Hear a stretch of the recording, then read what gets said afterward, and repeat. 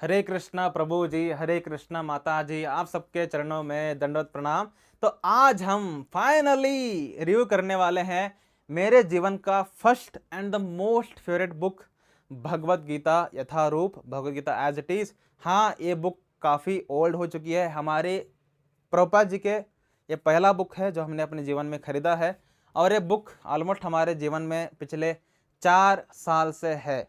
और इस बुक को अनिकेत प्रभु जी ने 30 से ऊपर पढ़ा हुआ है। कृष्ण कृपा से मैं भी 25 से ऊपर पढ़ चुका हूँ, और ये बुक हमारी one of the most favourite book है।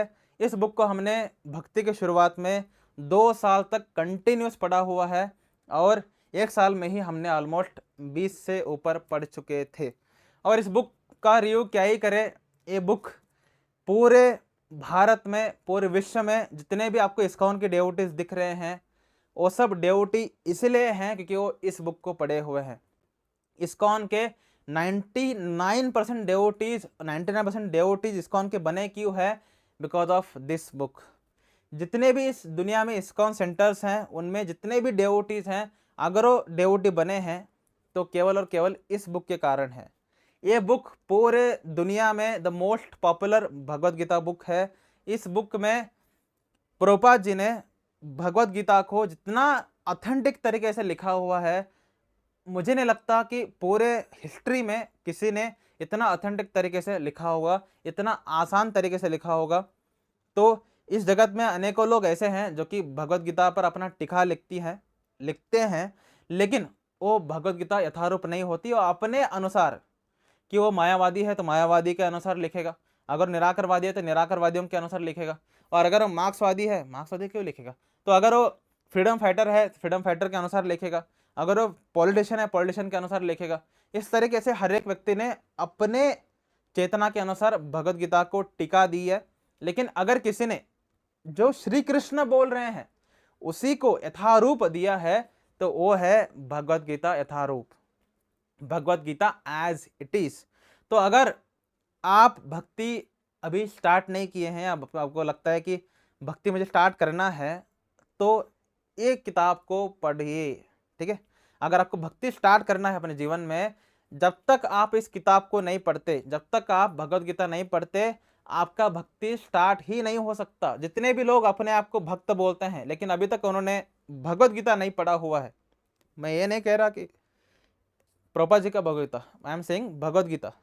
जितने भी लोगों ने खुद को भक्त बोलते हैं लेकिन अगर उन्होंने आज तक भगवत गीता नहीं पढ़ा है, देन वो भक्त नहीं है, वो सहजिया है, वो नालायक लोग हैं, है ना।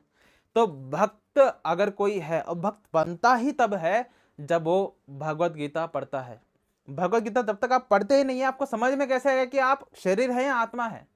तो व्यक्ति खुद को भक्त बोल रहा है लेकिन खुद को शरीर मान रहा है, तो भक्त कैसे है? ये तो अज्ञानी है, मूर्ख है ना। जब तक आपका शारीरिक स्तर का जो नॉलेज है वो शारीरिक लेवल पर ही रहेगा, तब तक आप जीवन में कभी भक्ति का ब भी नहीं जान सकते। जितने भी हमारे ग्रुप में अनेकों सहजिया डेवोटीज आए, ग्रुप से निकल भी गए, मैंने उनको बोला तू पहले भगवत गीता पढ़ भाई, है ना। मैंने बोल रहा कि तुम्हें भगवत गीता यथारूप पढ़ना है, आप पहले भगवत गीता पढ़ो। जब तक आप भगवत गीता नहीं पढ़ते तब तक आपके अंदर यह सहजय भाव रहेगा ही, क्योंकि आप खुद को शरीर मान रहे हैं। भगवत गीता आपको स्टार्टिंग चैप्टर्स में ही एक्सप्लेन कर देगी कि आप शरीर नहीं है, आप आत्मा है, ठीक है। तो उसके बाद भगवत गीता में कर्म योग, ज्ञान योग, अष्टांग योग, उसके बाद आता है भक्ति योग, उसके बाद हमारे श्री कृष्ण मैं भगवान हूँ इसको एस्टैब्लिश करते हैं चैप्टर नंबर 9 में। और भगवान मैं इस जगत में किस तरीके से सर्वव्यापी हूँ इसको एक्सप्लेन करते हैं चैप्टर नंबर 9 में। उसके बाद प्रकृति के 3 गुण, इस तरीके से इसमें 18 चैप्टर्स हैं।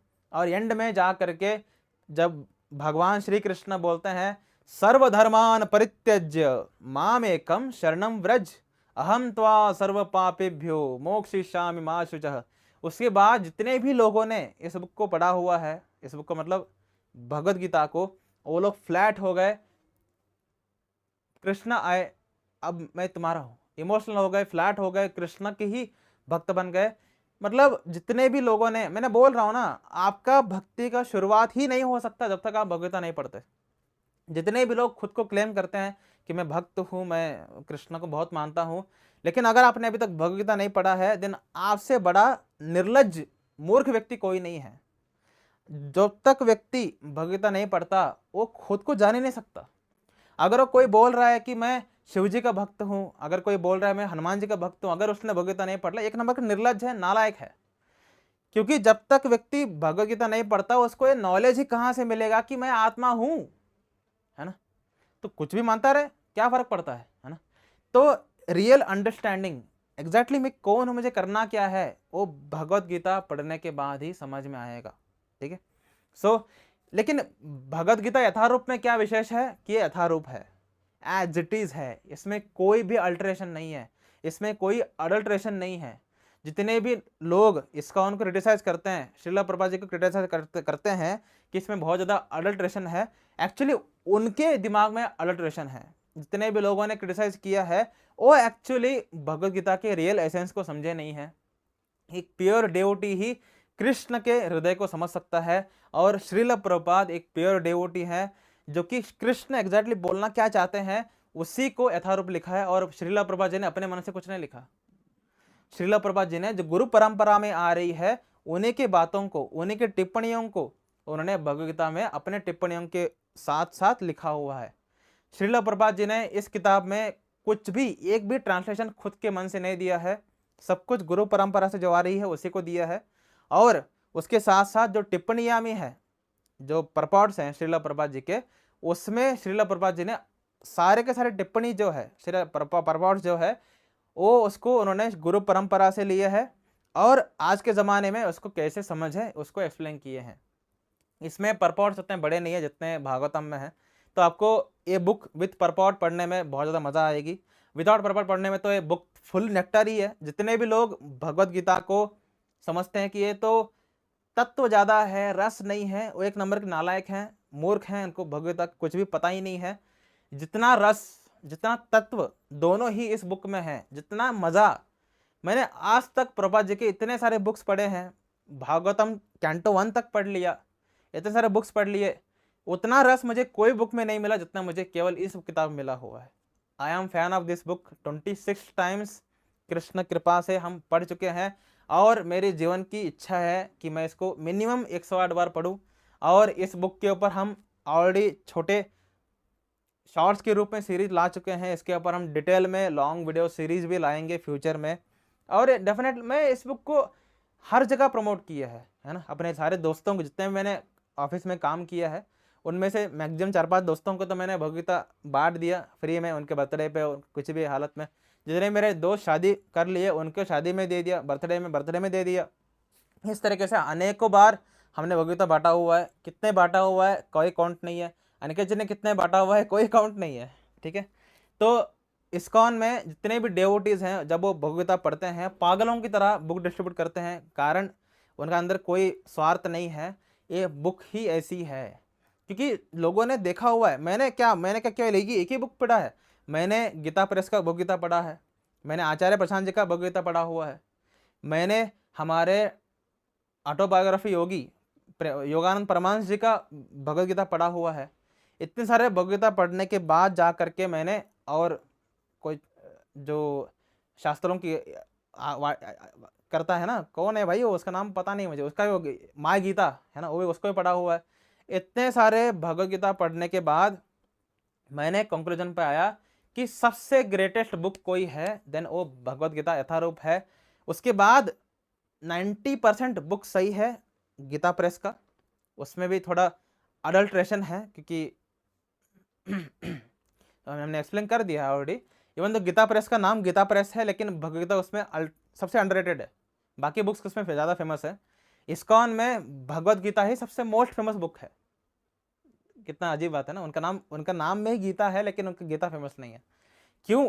क्योंकि जितने भी लोगों ने पढ़ा हुआ है उनको पता है इनके गीता में वो आपको मिल जाएगा, दिख जाएगा थोड़ा निराकारवाद, है ना, अद्वैतवाद थोड़ा दर्शन मिल जाएगी। लेकिन इस बुक में कोई अद्वैतवाद नहीं है, प्योर जो श्री कृष्ण बोल रहे हैं उसी को as it is Prabhupada ji ने लिखा हुआ है। ये सबसे ग्रेटेस्ट बात है। और प्रभुपाद जी ने बोला है कि ये बुक मेरी एक्सटेसी है, बरपॉट्स इसके स्पेशली। तो जितने लोगों ने भगवत गीता यथारूप पढ़ा हुआ है, वो कृष्ण के भक्त स्टार्ट हो गया उनका भक्ति जर्नी। तो मैंने अनेकों बार बोला हुआ है कि यानी में स्टार्ट करना है देखना, देन डेथ नोट है, और भक्ति का शुरुआत होता है भगवत गीता यथारूप से, Bhagavad Gita as it is book पढ़ने से।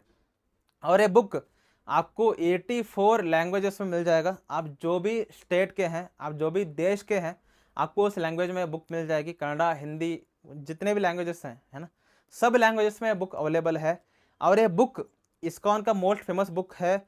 अब तक करोड़ों बुक्स बांटे जा चुके हैं। मेरा ये भगवता रिव्यू करना किसी काम का ही नहीं, मुझे पता है, क्योंकि ऑलरेडी पूरी दुनिया में बुक फेमस है।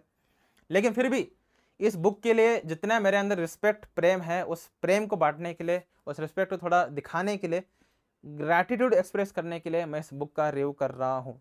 एंड इट्स वर्थ, है ना। आपने प्रभुपाद जी का कोई बुक पढ़ा है या नहीं मुझे पता नहीं है। अगर प्रभुपाद जी एग्जैक्टली क्या है, वो किस लेवल पे लिखते हैं, और तो रीड भगवत गीता यथारूप। ये स्टार्ट है जीवन का, ये स्टार्ट है भक्ति का, ये लाइफ का मैनुअल है, कैसे एक्चुअली जीना चाहिए ये बुक आपको एक्सप्लेन करेगी। ठीक है, चलते हैं अगले बुक के रिव्यू में। भगवत गीता की जय हो, जगत गुरु श्रील प्रभुपाद जी की जय हो। हरे कृष्णा।